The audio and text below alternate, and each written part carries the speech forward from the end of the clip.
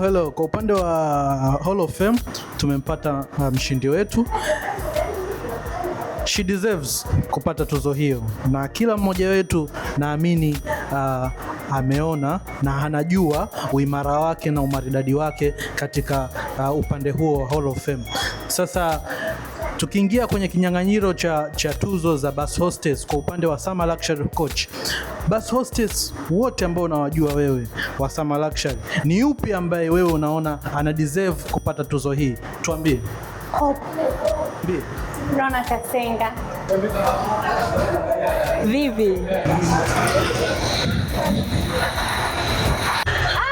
nafikiri ni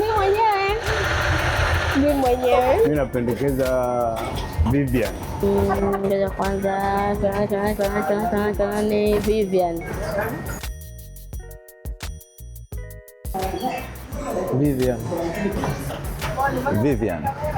Kondakta Rona anafaa. Miss Rona Javier. Majina nani hapa Mungu wangu? Hope. Haya, Rona. Tuzo yetu ya makondakta iende kwa dada Vivi. Vivian Mdoe.